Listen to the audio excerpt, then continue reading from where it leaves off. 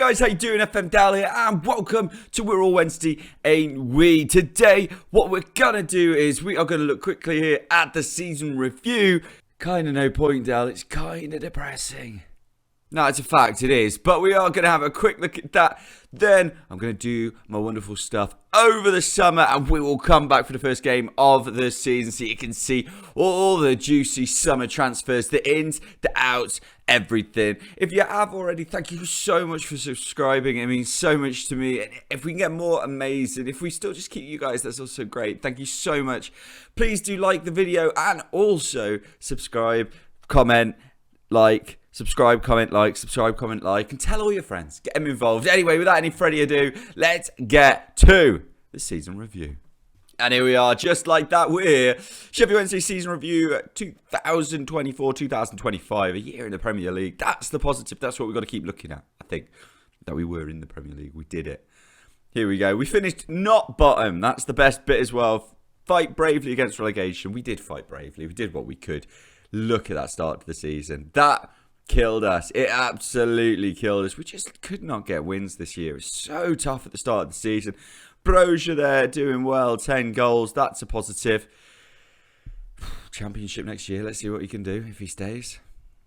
Moments to remember now. I'll tell you what, there can't have been many. There can't have been many moments to remember, but a 3-0 win was our biggest win. It was against Brentford, 2 from Vardy. Match to remember was Crystal Palace, 2-1. Our first win in the Premier League, and that was one to remember, I think. I think this one also was one to remember. Vardy getting that strike in the 87th minute against Leeds in a derby. That is good. That's what we want to remember. Those were the good moments. As we move over to the finances, yeah, we didn't really move anywhere on our reputation, but we've had Premier League experience, so that's good. No new sponsorship deals, which is bad. We should have sorted out something to do that, you would have thought of. But look at that. That is the money we're talking about. Broadcast revenue, £91 million. How much of that is outrageous? And yes, we didn't make as much money corporate and hospitality because we were losing. Probably people didn't turn up. Competition money, okay. That's similar, but it's this big broadcast revenue that hopefully we will be able to take on to the next stage. It might not have been the best seasons, but your prudence, thank you very much, definitely helped the club's finances. The top selling search for Brozier, Vardy, Scott, Hazard and Parrott. Let's see who we can keep next season. Number one lineup. Again, this is probably another one that's pretty tough. Hazard in goal. Palmer took the right back slot. No one outfield getting more than 7. That's poor. Devine, Gibson, Clark Salter, Scott Sorensen, Knight, Farias, and Castillo. Castillo didn't even play enough games, I don't think, really, in the season. Got injured a lot. 22 games. Hopefully back in the Championship he'll do better. If he stays, a lot of these players, as I say, do have relegation release clauses, which makes it difficult. Yes, it does. Here we go. The accolades. How do we go? Fans player of the season, Connor Hazard. Of course, he was absolutely brilliant. Anyone to get above 7. Young player of the season, Brozier. Signing of the season, Hazard. Goal of the season, Scott. Top scorer, we already know, is Brozier. Most assists is also Brozier. That's very good. Our man of the matches. So, very good for him. Passes completed 90 minutes and 59. That's poor, isn't it? And that's it. That's it's such a depressing one this year. There's so little in there of much relevance. But, you know, record number of defeats. It's another win, isn't it? Here's the overall best 11. And you won't see anybody new in here. Bree, Dunkley, Clark, Salter, Pring, Dawson. Nah, there's nobody jumping into that. So nothing to really talk about in it either. Season review, we've just been through. And this next one is an interesting one here. What do they expect of us this season? This is a big one. And wow, they don't have much hope for us at all. Can you see that? EFL Championship, avoid a relegation battle. I think we can do that. Low hopes is absolutely fine by me. I accept that vision. I accept it wholeheartedly. Look to avoid. Play attacking football, entertaining football, play counter-attacking football. None of that really matters when you're telling me don't worry about it because all we need to do is get to the very bottom of the league. Interesting for you right now, though, is here at the top. So if we just scoot past this, and a team meeting, we'll discuss the plans for next year. Let's see what the boys think of what is expected. It's a bad season getting relegated. Top half finish. Let's say top half finish and let's see what they say. Well, they're all pleased with that.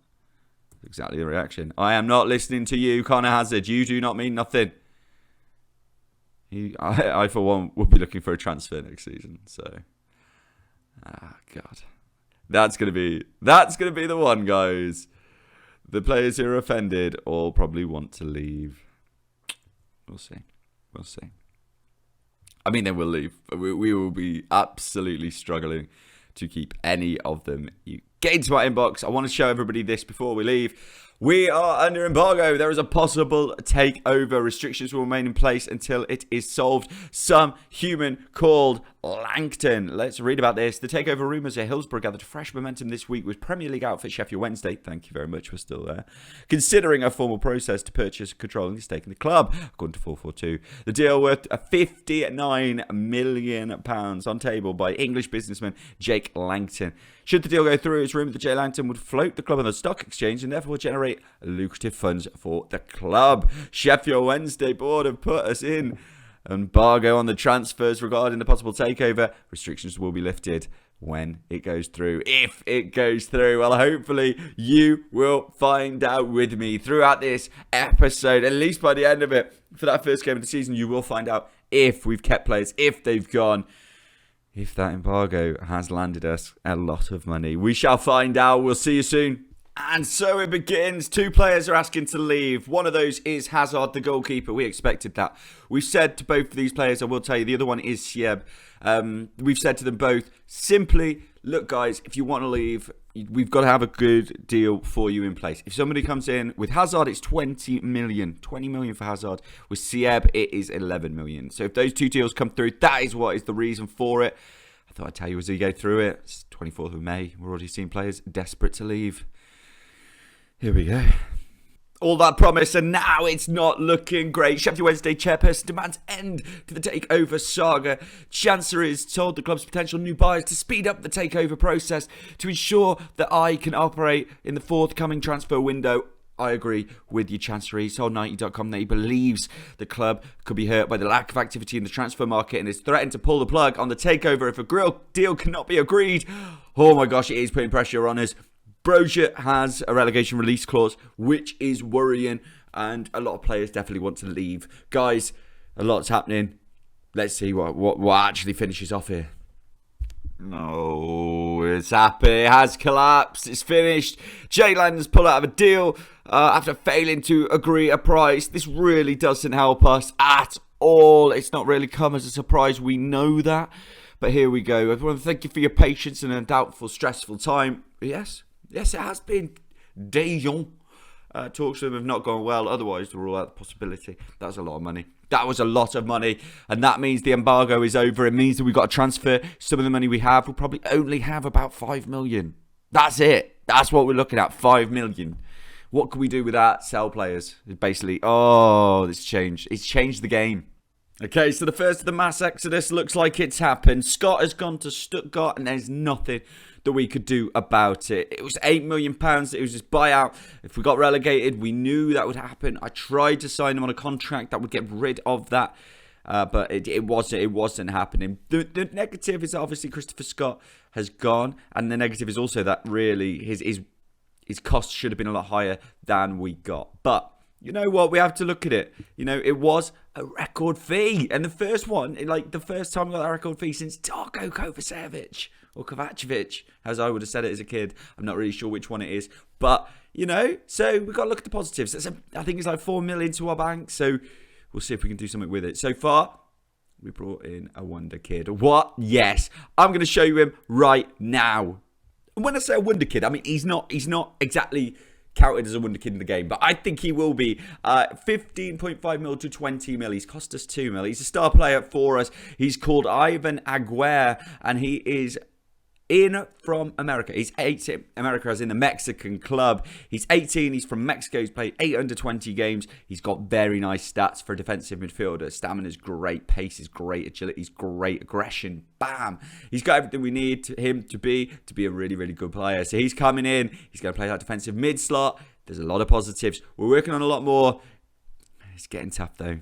So guys, we are back, and I've got to say, it's been incredibly difficult. We've tried to sign players. Van Sass, the goalkeeper from Man City, he decided to go to Burnley. We were looking for a left-back who's decided to go to Nottingham Forest, and the only reasons they gave for this purely was the fact that they felt that those teams were better than us. That is really tough to take. We've got Watford, first game of the season, so that's going to be a really tough one. Not an easy game for us. I know what you're thinking. Season preview, where should we finish? That's what we're going to look at right now. And it's saying 16th. Ooh, we're meant to finish 16th this season. We're not going to accept that, are we? We're going to try and get a promotion. You know we are. That's how we do. We've got the players, I think, to do it. I think we've got a first team that can do it. The issue we might have is, longevity. If people leave, at the moment we're very, very lucky. You'll find when you see the team in a few seconds that we've kept most of the players, and I think the players we've kept are great. But we're going against a team who are expected to finish first. So this first game has a lot riding on it. Let's get to it. And here we are then for the game against Watford. And the team will look like this. We have Hazard still. He's in goal. Brie at right back. Tarkowski and Clark-Salter and the central positions. Devine on the left.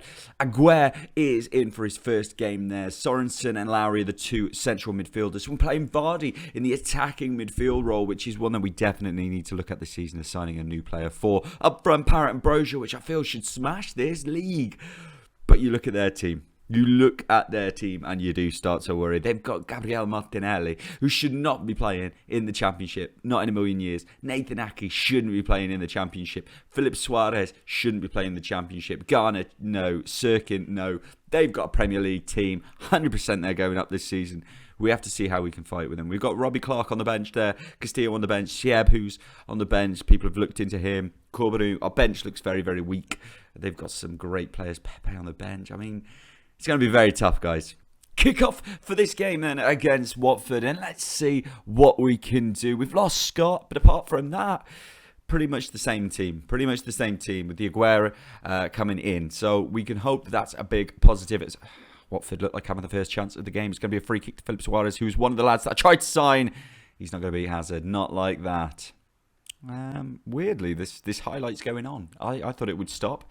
It hasn't. It's carrying on as Brozier heads it down to Vardy, and Vardy to Parrott, and Parrott back to Brozier. Can he do something? No. Parrott down to Vardy. Oh! Back, Sirkin, left side to Philip Suarez. As I say, I tried to sign Suarez. I thought I was going to get him in on loan. Then he decided, Martinelli, what a save! What a save. Tried to sign Suarez to play in the attacking mid-role, which is the one that we are struggling with here. To bring someone in. I have looked at Hannibal. Maybe bring Hannibal back. Let me know what you think about that down there in the comments. It's difficult. It is difficult to figure out what we're going to do, especially in that position. But going forward now, Parrott's picked up a knock. He may have to come off, but Brie, the assist king in the Championship, throws it in. Oh, he should have been the assist king there, but Parrott's put it over. It's coming up to half time, and the last thing you want to do is concede just before half time.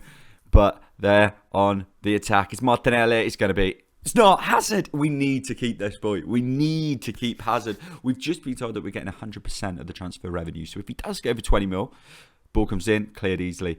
At least that's dollar in the pocket. But I would much prefer to keep him here. Half time 0-0. Looking at the stats, we should have scored. So let's just not care about what they did. Let's get to the second half. Kick off for the second half. Told the boys I'm happy with what they did to try and give them the confidence to go into the second half and just sneak one in. Get a 1-0. And we're back. It's taken to the 72nd minute basically for something to happen in the second half. Sirkin into Pepe. Over the top to Suarez. Out of everyone, I kind of don't want him to score because we were meant to sign him. I'm having a conservatory if you can hear a bang, bang, bang going on in the background here as Alan has it on the right-hand side. Chips it in. Should be. Isn't. It's not. Hazard is just out of this world. What a goalkeeper. And like we say, it's going to be incredibly hard to keep him. Vardy's going to be coming off in a minute. He's not having a great game. So next time this goes dead, he will be coming off and it will be Ben Knight coming on for him. But it's chipped to the back post to Martinelli. Hazard's there. We're on the attack. There's only a few minutes to go. We've brought on a new right back. Well, he's been with us for a while. It's Robbie Clark. We got him from Liverpool. He's just let the ball go there. We brought him in from Liverpool, a young player. Come on, win the ball back because we can't afford to let them have it here. And he goes long over the top to Colin. The new captain, Clark-Salter, takes the ball there. And Tarkowski looks over to Clark, who's playing, like I say, his first game for us. We got him from Liverpool as a youngster. Here's Ben Knight going to the right. Cuts back into Clark. Clark to Aguirre on debut. No, but Sorensen. Knight. Oh, good save, Griffiths. Still, maybe one more chance as Lowry throws it in. It's going to be one more chance to them because Pepe is coming forward. This is where we're really hoping that Hazard can pull off the unbelievable once again. But I do have a sinking feeling. Maybe it's based on last season. He's given a penalty, hasn't he? That is last season. It's gone against Clark. I brought him on for Bree because Bree was struggling. This is a horrible way to lose. And it is Suarez as well, just to make it even worse. Philippe Suarez. That's really upsetting. A 1-0 defeat on the first day is absolutely gutting. Oh, I hate it down the middle pen as well. Hate it. To say that Watford are meant to be a runaway champion, they didn't look it. We didn't look great today, but I think we can do better. The more this season goes on, this is a season, playoffs for me is minimum, and that's what we're going with. Let me know what you think. I know that the board and everything are saying, come on, top off finish would be great. No. We are aiming to go up this season, especially if we can keep Hazard. It makes a massive difference, doesn't it? When are we coming back? Well, we're going to come back, obviously, for the transfer window. Hopefully, we can make a few changes by then as well. But we're going to come back for the Ipswich game and therefore the transfer window. Get it all done in one, and hopefully there'll be ins and not that many outs. And if we do get an out, it's got to be big money, right? That's what we're hoping for. Anyway, thanks so much for watching again, guys. We'll see you next week. We're all Wednesday, aren't we? Toodle pip.